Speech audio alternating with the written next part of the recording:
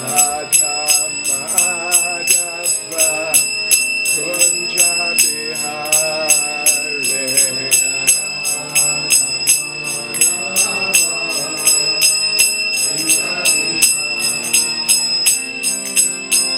Vijana Vallabha Giribaradhare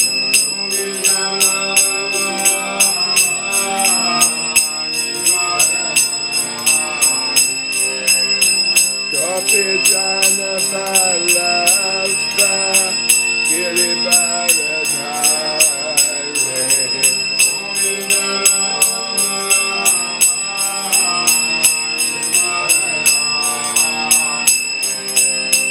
Yashodanandana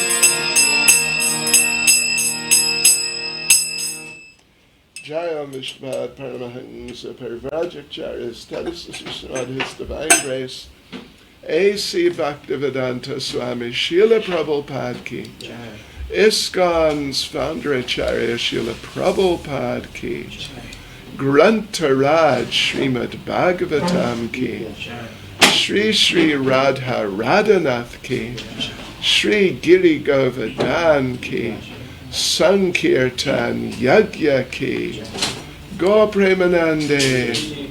All glories to the assembled devotees. All glories to the assembled devotees. All glories to the assembled devotees. All glories to Sri Guru and Sri Gauranga. All glories to Srila Prabhupada. Facebook translation. Oh. Internet problems. Which problems? Internet problems. Oh, let's see. Om Namo Bhagavate Vasudevaya. Om Namo Bhagavate Vasudevaya. Om Namo Bhagavate Vasudevaya. Om Namo Bhagavate Vasudevaya. Om Namo Bhagavate Vasudevaya. Om Namo Bhagavate Vasudevaya. So, this morning we are reading from Srimad Bhagavatam, Canto 3, Chapter 28, which is about Lord Kapila's instructions on devotional service. And we are reading this morning verse 30. Yach Shri Niketam Alibhe Parisevyamana Bhutya Swaya Kutila Kuntala Vrinda Joshtam Mina Dvayashrayam Adikshipad Abja Netram Dhyayen Manomayam Atandrita Ulasad Bro Yachstri Niketam Alibi Parisevyamanam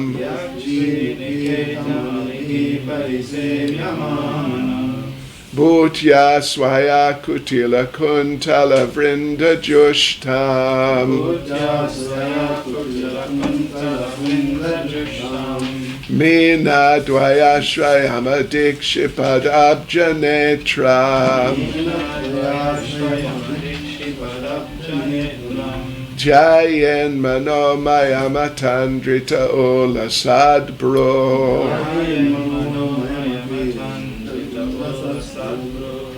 Yachstri Niketam Alibi Parisevyamanam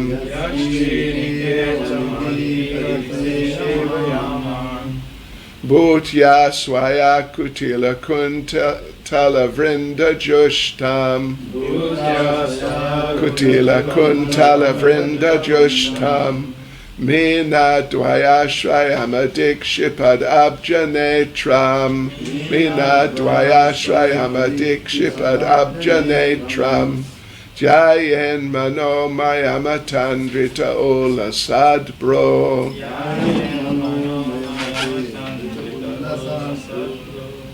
Yachtri Niketa Malabi Parasavya Manam. Bhutya Swaya Kutila Kuntala Vrinda Jushtam. Mina Dvayashrayam Adikshipad Abjanetram.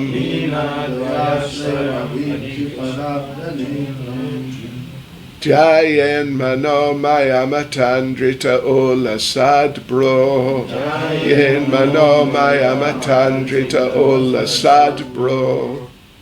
Yasvi Niketam Alivi Parisevamanam.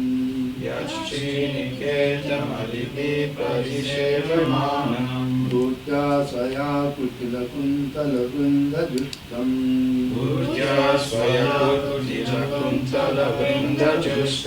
Nina Dvayasram Adikshipadatta Netram.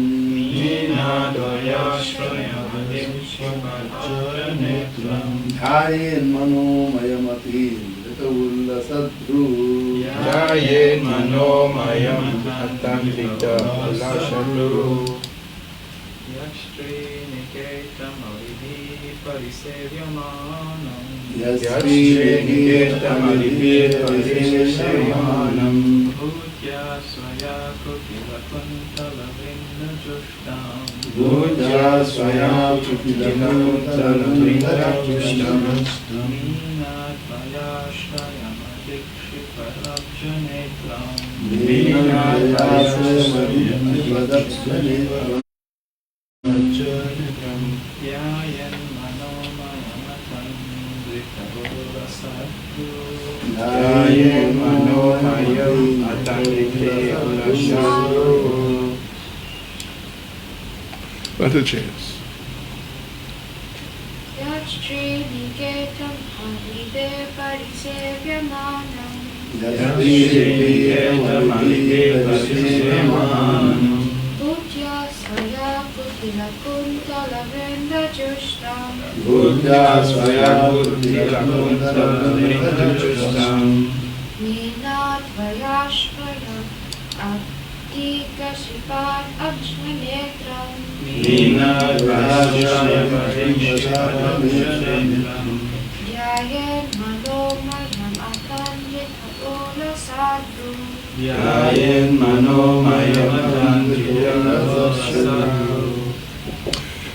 Yat, which face of the Lord?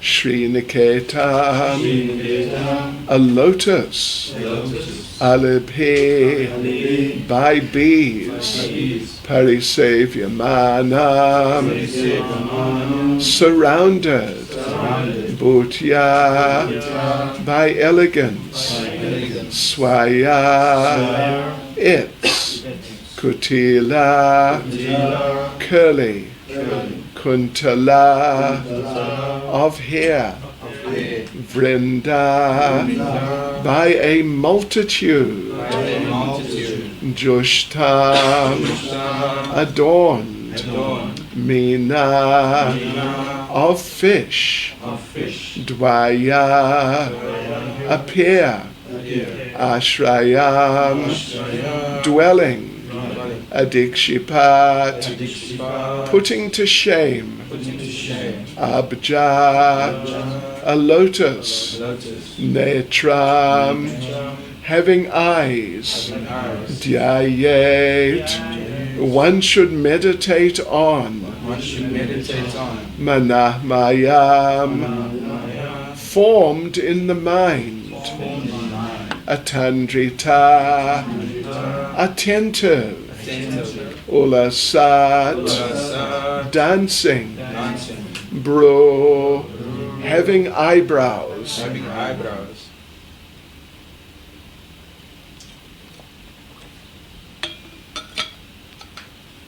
excuse me.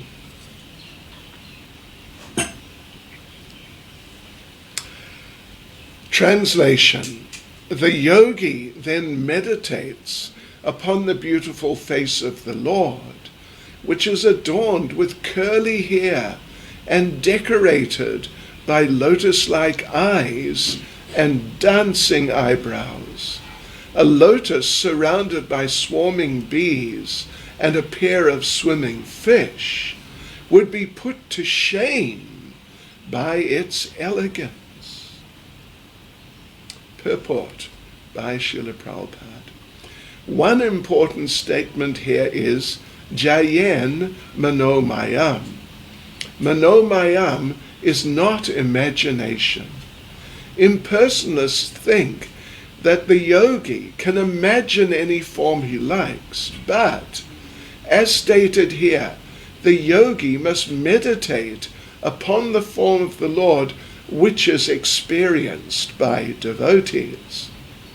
Devotees never imagine a form of the Lord. They are not satisfied by anything imaginary. The Lord has different eternal forms. Each devotee likes a particular form and thus engages himself in the service of that form. In the service of the Lord by worshipping that form. The Lord's form is depicted in different ways according to scriptures. As already discussed, there are 8 kinds of representations of the original form of the Lord. These representations can be produced by the use of clay, stone, wood, paint, sand, etc., depending on the resources of the devotee. Manomayam is a carving of the form of the Lord within the mind. This is included as one of the 8 different carvings of the form of the Lord. It is not imagination. Meditation on the actual form of the Lord may be manifested in different manners, but one should not conclude that one has to imagine a form. There are 2 comparisons in this verse.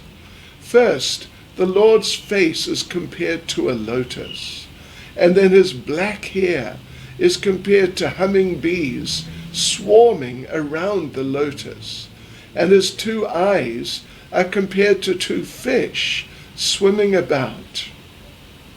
A lotus flower on the water is very beautiful when surrounded by humming bees and fish.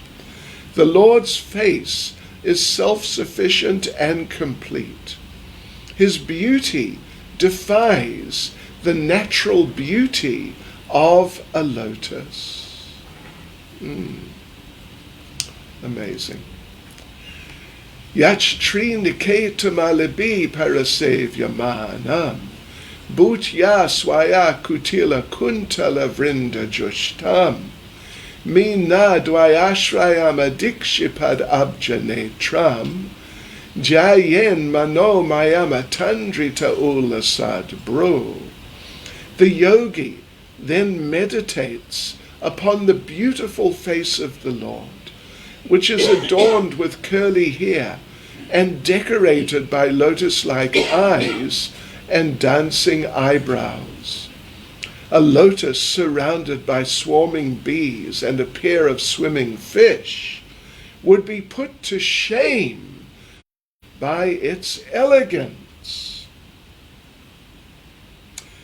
Nama'am Vishnupadaya Krishna Presta Bhutale Shrimati Bhakti Vedanta Swaminiti Namane Namaste Saraswati Deve Gauravani Pracharne Nirvishesha Shunyavadi Paschyatyadesha Tarne.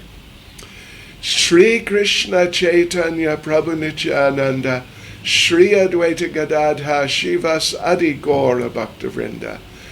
Hare Krishna, Krishna Krishna, Hare Hare, Hare Rama, Rama Rama, Hare Hare. Vanchakalpatarubhyascha kripa sindhubhya eva cha Patitanam pavanebhyo Vaishnavebhyo namo namaha. Srila Prabhupada ki jai.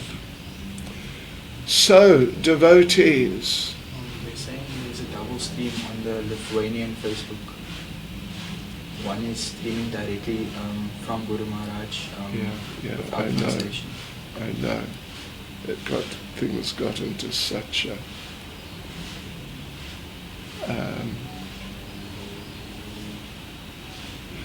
well then we have to end the stream. The whole stream for everyone. And go back in, which is not easy. Excuse me, devotees.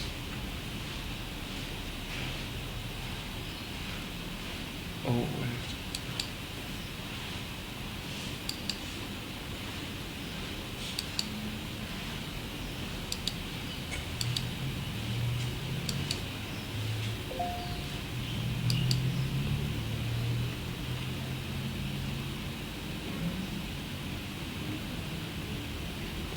Yes, so.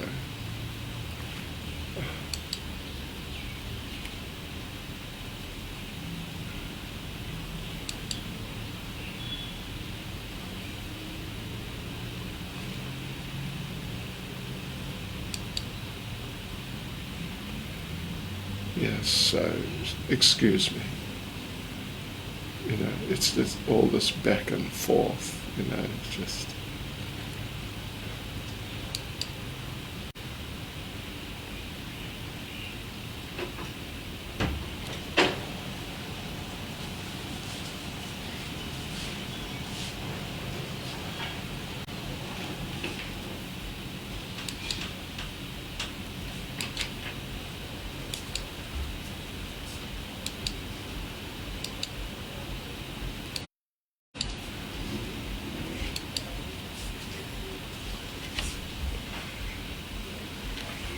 So, devotees, a very beautiful description of the form of the Supreme Personality of Godhead. Really, very amazing description, actually. And it's coming, you could say, coming to its climax now with the beautiful face of the Lord. Everything about the Lord is extremely beautiful.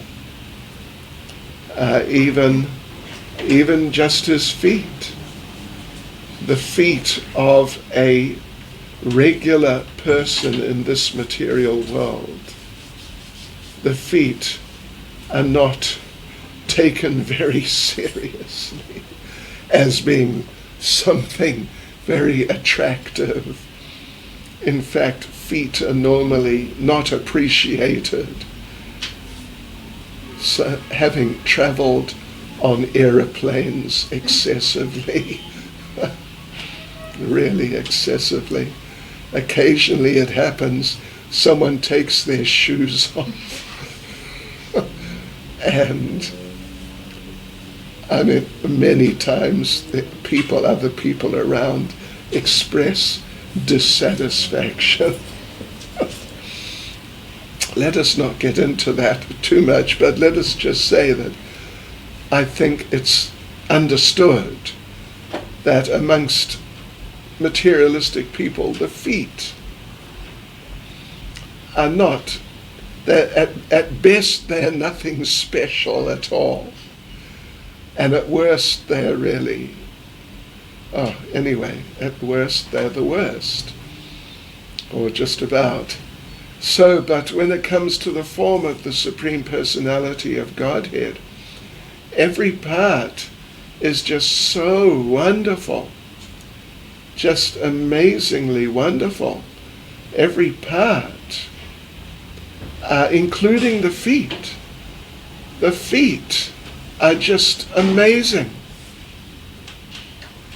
There are verses, there are statements which make the point that if someone just gets just one little flash of a ray of light reflected from one of the toenails of the Supreme Personality of Godhead, just a little glimpse, a little shaft of light from one of the toenails, that's the most wonderful thing compared to whatever else they may have experienced. Just completely in a class of its own. So if the feet of the Supreme Personality of Godhead are just so wonderful and glorious and worshipable, and as Lord Caitanya said, if we can just become one speck of dust under the one of the feet of the Lord, it's the perfection of life. So if that's the case with the feet, then what to speak of the smiling face? Yes, it's just, by material standards, we cannot really begin to do justice in terms of trying to give some description which might convey to the audience some, like really substantial idea, really like an accurate idea which conveys what the face of the Lord is about, so that people would really understand. And then when they saw the face, having heard about the face in such wonderful ways, then when they saw the Lord, then they would feel, yes, this is what I heard described. It's not possible, even for the greatest poet. Yamunacharya makes the point in Stotra Ratna that if the greatest poet, in the Western world, whoever that might be, some classic like Shakespeare, Keats, Shelley, or these types of people, if some classic poet, the best, tried to describe the Lord, even for hundreds of years, and he says even for millions of years, he could not begin to really convey the picture of the actual face of the Lord appropriately. It's just beyond the scope of expression on the material platform, the scope of appreciation like this. And the feet are like that, and the face of the Lord, well, one would have to see the face of the Lord. Otherwise, as Srila Prabhupada points out in the purport, any attempt by imagination, it must fall well short. It must fall a very long way short. We cannot really appreciate how long a way, but a very long way. And therefore we mentioned the other day that, and from time to time we mention, how when Lord Krishna was personally present 5,000 years ago, how when he was moving in public from time to time, people would see him, and even big warriors would see him, who are very, if we may say, beauty in that sense. It's one thing for a man to be handsome, but to say that a man is beautiful, in at least our normal, as far as I could say, our normal understanding of what the idea of beauty means, then men would not really be called beautiful. Women are called beautiful, at least some, but men, you don't really find the use of the word beauty. Like I said, handsome, that's all right. But beauty, that's generally considered something, it must be, at least amongst people, is something feminine. Something feminine. But Krishna was so beautiful.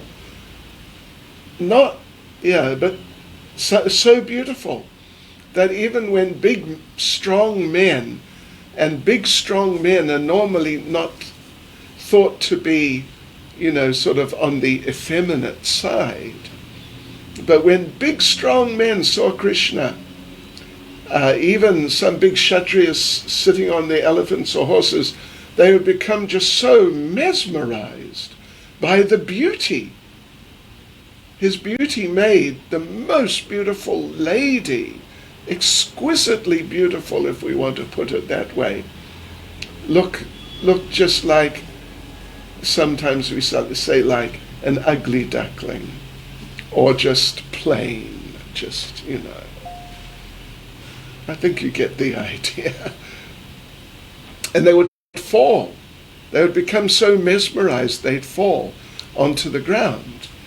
So yes, we're talking about something which in ordinary terms can be truly called otherworldly.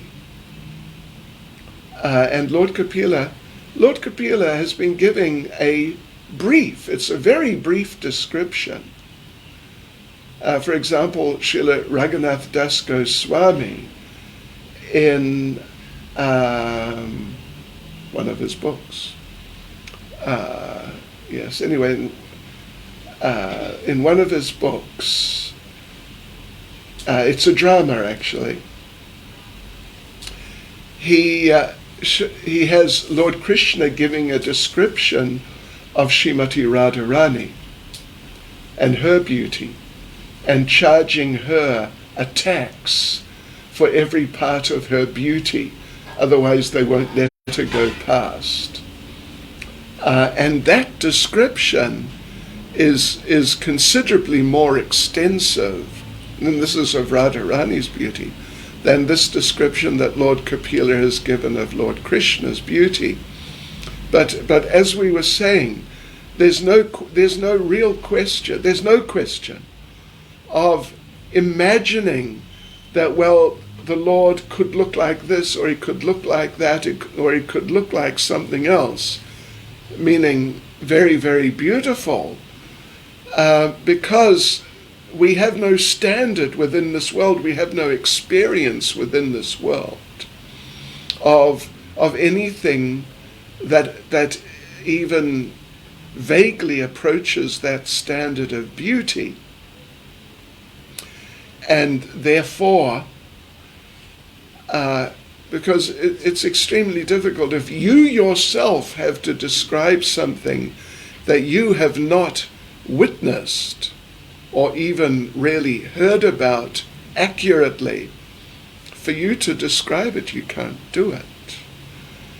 So the Lord's beauty here is compared to certain things in this particular verse. His eyes are lotus-like. His eyebrows are dancing. And the face, just the face in general, Lord Kapila says that a lotus which is the most beautiful flower, this is the general understanding, a lotus surrounded by swarming bees and a pair of swimming fish would be put to shame by the elegance of the face of the Lord. So, anyway, we must carry on practicing. We must carry on practicing. And then, in due course, Hare Krishna, in due course, by the mercy of Srila Prabhupada, then we can only pray, but in due course, according to what Prabhupada said, we will actually get that darshan of the Supreme Personality of Godhead, and in that way be able to appreciate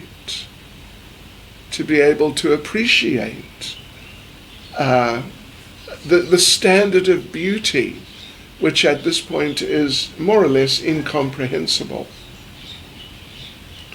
Just like at the end of Madhurya Kadamini of Srila Vishwanath Chakravarti Thakur, he explains the realization of the Lord, which comes to a devotee when they come to the level of prema. So he doesn't just realize the Lord. First of all, he may realize the fragrance of the Lord. Just the fragrance. We will not talk about material fragrances, particularly of material bodies, just as they are. But the fragrance of the Lord for that devotee on the level of prema is so amazing that the devotee faints just by the fragrance. And then the devotee hears the voice of the Lord. And then the devotee faints again. Hasn't even seen the Lord yet. And then the Lord, in some subtle way, touches the devotee. And the touch of the Lord makes the devotee faint again. Still the devotee has not seen the form of the Lord. What can you say? It's just... And then the devotee sees the form of the Lord along with the other experiences.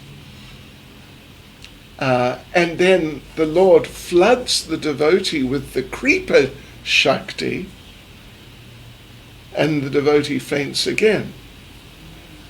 So, well, anyway, it's nice to consider these things as far as we're capable, because they can give us some inspiration that we must carry on, and what is coming. That it's sort of like we're standing on the edge of an ocean, and we are contacting the ocean because we're practicing Krishna consciousness. So it's not like we're just totally devoid of any consciousness of the Lord. But still it's like we've just started entering the ocean. It's not like we've really gone in and we're bathing and just swimming and even drowning in the ocean of nectar of Krishna Prema, the ocean of nectar of the personal association of the Lord face to face. But still we have something, and something is definitely a lot better than nothing. So therefore, when Lord Kapila, the point here is that at least for these yogis who are doing Sankhya Yoga, Ashtanga Yoga, some sort of, hybrid form of yoga combination, the discussion has been about, of course it's been applied to our doing deity worship, and in that way actually directly experiencing a form of the Lord or forms of the Lord. But these people, they're not seeing in that sense the form of the Lord. It's an internal process of meditation.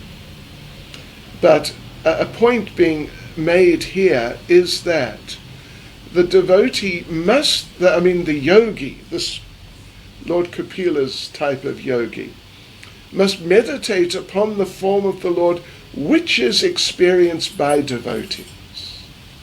It must be real, actually bona fide, a meditation on some bona fide conception of the Lord, even though it's internal. Yes. So therefore, well, either they've had some very high realization already, or they have actually seen the Lord in the deity form, more likely, or even actually seen the form of the Lord directly, seen the Lord directly. But it must be real. Otherwise, if it's just imagination, that, well, maybe like this, and I heard something like that, and in this way, sort of, cooking up somehow some form of the Lord internally in the mind's eye.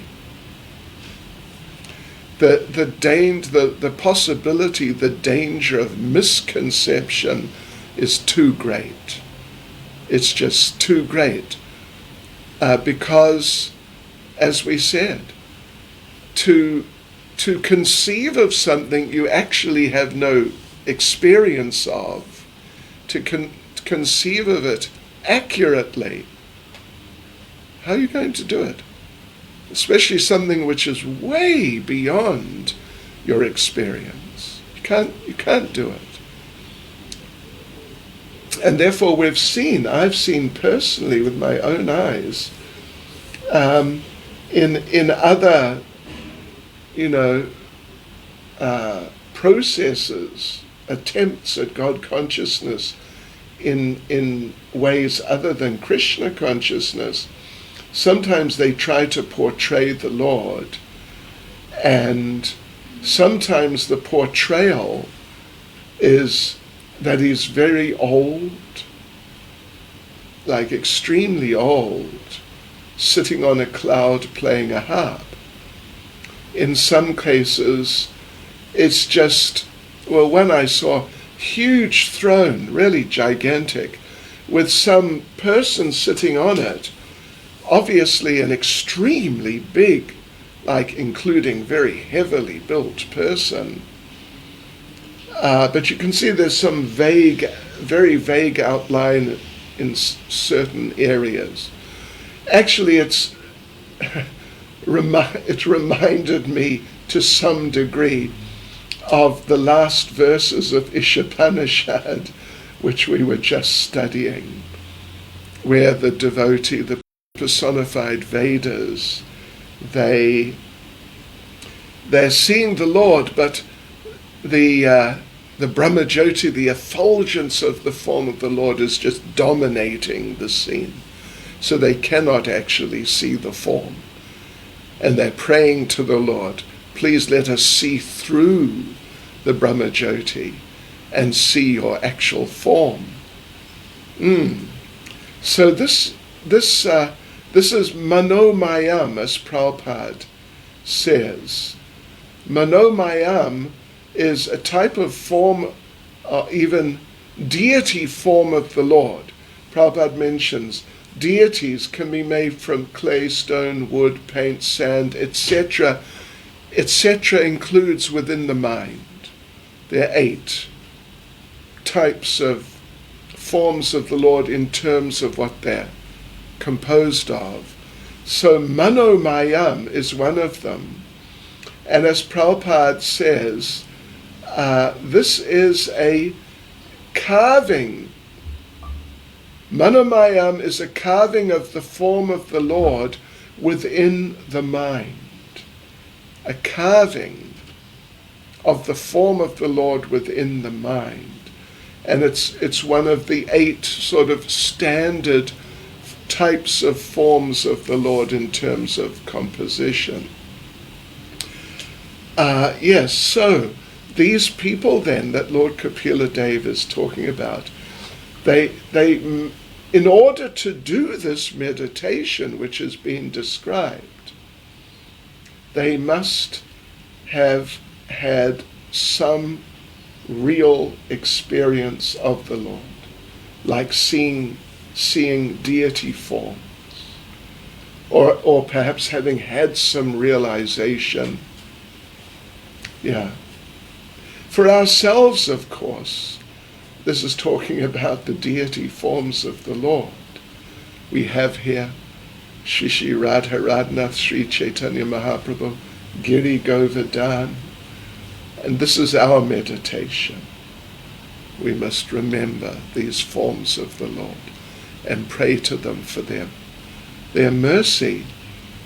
Although, of course, our appreciation of the deity forms of the Lord is greater than the appreciation of particularly like real non-devotees. When they see deity forms, sometimes they just discount them as being of no consequence at all. For the devotees, the practicing devotees, the deity forms, they're very beautiful, of great consequence, and very dear to the hearts of the devotees. But in due course, if we continue to practice nicely, then our appreciation of the deity forms of the Lord will increase and increase and increase. And yes, until we actually see the deity form of the Lord in these types of terms, as being stunningly beautiful, absolutely stunningly beautiful. So keep practicing and praying for mercy. Hare Krishna. Srila Prabhupada ki jai.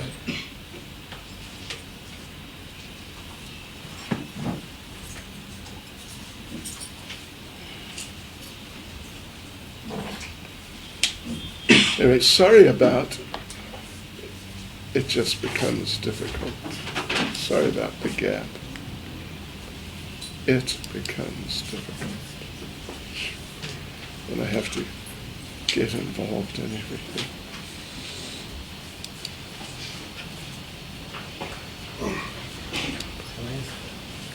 Let me just say one other thing.